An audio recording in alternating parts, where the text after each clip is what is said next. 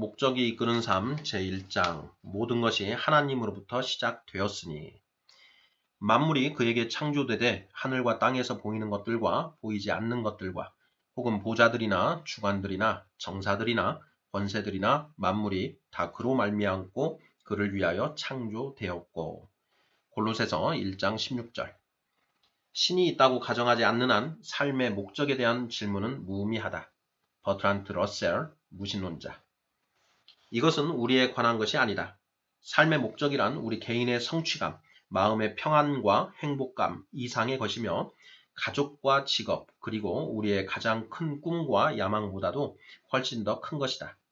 우리가 이 땅에 살고 있는 이유를 알고 싶다면 모든 생각은 하나님으로부터 시작되어야 한다.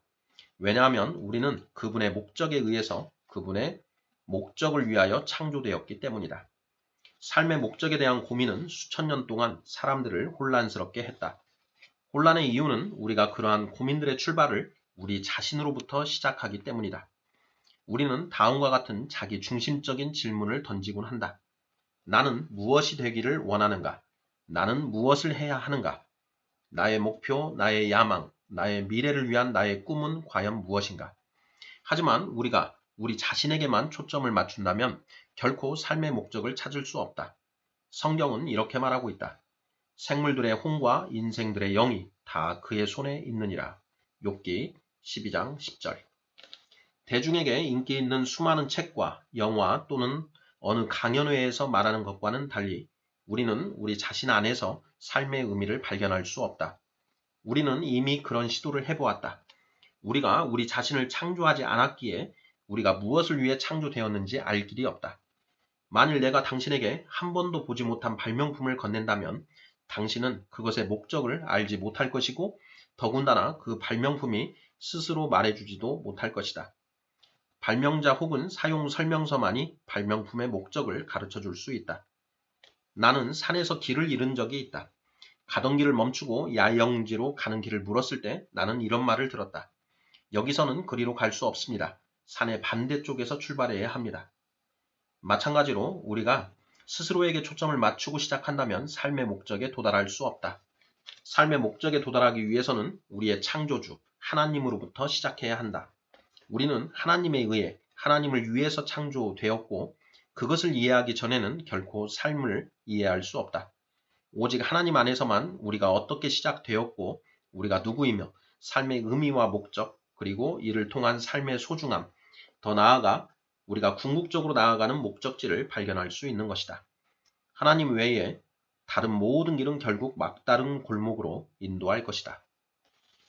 많은 사람들이 자신을 위해 하나님을 이용하려고 한다. 하지만 그것은 자연의 순리를 거스르는 일이고 필연적으로 실패하게 되어 있다. 한 가지 분명한 사실은 우리가 하나님을 위해 만들어진 것이지 우리를 위해 하나님이 존재하시는 것이 아니라는 것이다. 다시 말해 삶이란 하나님이 당신의 목적에 따라 우리를 사용하시는 것이지 우리의 목적을 위해 그분을 사용하는 것이 아니다. 성경은 이렇게 말하고 있다. 자기 자아에 사로잡힌 사람들은 결국 막다른 길에 이를 뿐입니다. 그러나 하나님께 주목하는 사람들은 탁 트이고 드넓은 자유로운 삶 속으로 이끌려 갑니다. 로마서 8장 6절. 나는 삶의 목적을 발견하게 해준다는 여러 가지 방법을 제안한 일종의 자기 지침서와 같은 책들을 많이 읽어보았다. 이러한 책들의 한결같은 공통점은 모두 자기 중심적인 관점에서 주제에 접근한다는 것이다. 때로는 기독교 관련 서적들도 이러한 자기 지침서들과 별 다를 바 없는 다음과 같은 일반적인 방법들을 제시하는 것을 볼 수 있다. 당신의 꿈을 생각하라. 가치관을 명확히 하라. 목표를 설정하라. 무엇을 잘하는지 파악하라. 목표를 높게 설정하라. 그것을 이루기 위해 노력하라. 꾸준히 자신을 훈련시켜라. 목표를 이룰 수 있다고 믿어라. 다른 사람과 꿈을 공유하라. 절대 포기하지 말라. 물론 이러한 공보들 덕분에 큰 성공을 이루는 경우도 종종 있다. 목표를 이루기 위해 전심으로 노력하면 일반적으로 그 목표에 성공적으로 도달할 수 있다. 하지만 성공한다는 것과 삶의 목적을 충족시키는 것은 절대 같지 않다. 개인적인 목표를 모두 달성하고 세상의 기준에 따라 엄청난 성공을 이룬다 할지라도 하나님이 우리를 창조하신 목적을 놓칠 수 있다. 우리에게는 자기 지침서가 제안하는 것 이상의 것이 필요하다. 성경은 이렇게 말하고 있다. 누구든지 제 목숨을 구원하고자 하면 잃을 것이요 누구든지 나를 위하여 제 목숨을 잃으면 찾으리라. 마태복음 16장 25절. 이 책은 자기 지침서가 아니다. 어떻게 하면 가장 좋은 직업을 찾을 수 있을 것인가? 어떻게 하면 꿈을 실현하거나 더 나은 삶을 계획할 것인가와 같은 주제를 다루는 책이 아니다. 또한 이미 너무 과중한 일에 파묻혀 있는 우리에게 어떻게 하면 더 많은 일을 효율적으로 할 수 있는지를 알려주는 책도 아니다. 오히려 이 책은 삶에 있어서 가장 중요한 것이 무엇인지 알려줌으로써 우리의 삶에서 일을 적게 하는 방법을 가르쳐 줄 것이다. 이 책에서 말하고자 하는 핵심은 하나님이 우리를 만드신 목적에 맞는 사람이 되는 것에 관한 것이다. 그렇다면 우리가 창조된 목적을 어떻게 발견할 것인가? 두 가지 방법이 있다. 첫 번째는 추리다. 추리는 대부분의 사람들이 선택하는 방법이다. 사람들은 짐작하고 추측하고 이론화한다. 사람들이 나는 항상 삶은 뭐뭐라고 생각했어 라고 말한다면 이 말은 이러이러한 것들이 내가 생각할 수 있는 가장 좋은 삶의 모습이야 라고 말하는 것을 의미한다. 수천 년 동안 철학자들은 삶의 의미에 대해 토론하고 그 의미를 조명해 보았다. 철학은 그 나름대로의 용도가 있는 중요한 과목이다. 하지만 삶의 목적을 결정 지을 때는 가장 현명한 철학자라 하더라도 그저 추측할 뿐이다. 노스 이스턴 일리노이 대학의 철학 교수인 휴 무어헤드 박사는 세계의 저명한 철학자, 작가, 그리고 학자 250명에게 이런 질문을 했다. 삶의 의미가 무엇입니까? 그리고 그는 그 응답들을 모아서 책으로 출판했다. 몇몇 사람들은 가장 좋은 답을 제시했다고 자신했고 일부는 확신하지는 않지만 삶의 목적을 자신의 생각에 따라 만들었다고 인정했으며 또 몇몇은 삶의 목적에 대해서 아는 것이 아무것도 없다고 솔직하게 시인했다. 그뿐만 아니라 그 학자들 가운데 몇 명은 무어헤드 교수에게 그가 답을 발견하거든 자신들에게 알려달라고 부탁하기도 했다. 다행스럽게도 삶의 의미와 목적에 대해 추리하는 것 외에도 우리에게는 한 가지 대안이 더 있는데 그것이 바로 계시다. 우리는 하나님이 말씀을 통해 삶에 대해 우리에게 알려주신 것들을 볼 수 있다. 발명품의 목적을 알 수 있는 가장 쉬운 방법은 그것을 만든 사람에게 물어보는 것이다. 삶의 목적을 발견하는 것도 마찬가지다. 하나님께 여쭤봐라.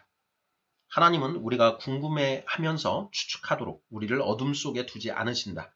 그분은 우리 삶의 5가지 목적을 성경에 명확히 제시해 주셨다.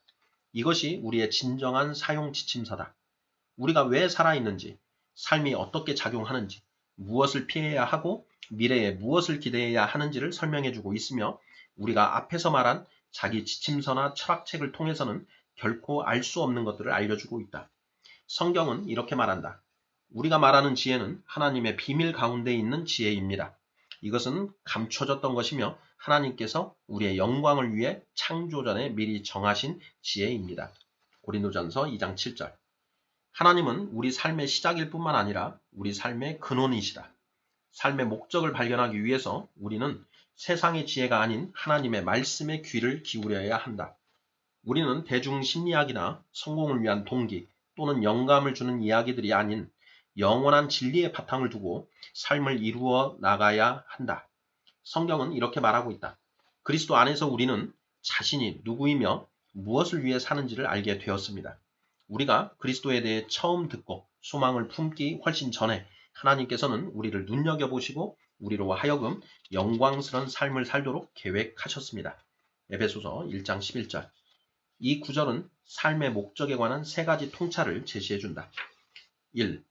우리는 예수 그리스도와의 관계에서 우리의 정체성과 목적을 발견할 수 있다. 만일 그런 관계를 맺고 있지 않다면 어떻게 그 관계를 맺을 수 있는지에 대해 나중에 설명하겠다. 2. 우리가 하나님에 대해 생각하기 훨씬 이전부터 하나님은 우리에 대해 생각해 오셨다. 우리를 향한 하나님의 목적은 우리의 생각에 앞서 오늘까지 진행되어 왔고 우리의 도움 없이 이미 우리가 존재하기 이전부터 계획되어 있었다. 직업과 배우자 그리고 취미와 삶의 모든 부분들에 대해 우리가 스스로 결정할 수 있을지는 몰라도 우리의 목적은 스스로 선택할 수 없다. 그것은 하나님이 이미 결정해 놓으신 것이기 때문이다. 3. 우리의 삶의 목적은 하나님이 영원을 위해 계획해 놓으신 보다 큰 목적의 한 부분이다. 이 책은 그것을 설명하기 위한 것이다. 러시아의 소설가 안드레이 빕토프는 무신론적인 공산주의 정권 아래에서 성장했다. 하지만 어느 우울한 날 하나님은 그의 눈길을 사로잡으셨다. 그는 이렇게 회상한다. 27살 되던 해 어느 날 나는 레닌그라드에서 지하철을 타고 있었다. 그 당시 나는 너무나도 절망하여 그 순간 삶이 멈춰버릴 것 같았고 나의 미래는 통째로 없어질 것 같았다. 삶의 의미는 생각조차 할 수 없었다. 그때 갑자기 한 구절이 눈에 띄었다. 하나님 없이는 삶을 이해할 수 없다. 나는 그 구절을 계속 되새기며 그 구절을 계단 삼아 절망 속에서 빠져나와 하나님의 빛 가운데로 한 걸음씩 들어가게 되었다. 우리는 누구나 삶의 목적에 대해 고민하며 암담함을 느껴본 적이 있을 것이다. 그러므로 이 시간에 축하한다라는 말을 우리 자신에게 해주자. 왜냐하면 이제 우리는 빛 가운데로 들어가는 바로 그 길목에 서 있기 때문이다. Day 1.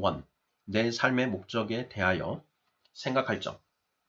나에 관한 것이 아니다. 외운 말씀. 만물이 다 그로 말미암고 그를 위하여 창조되었고. 골로새서 1장 16절. 삶으로 떠나는 질문. 어떻게 하면 삶이 내 것임을 주장하는 어지러운 광고들에도 불구하고 나 자신이 아닌 하나님을 위해 사는 삶임을 기억할 수 있을까?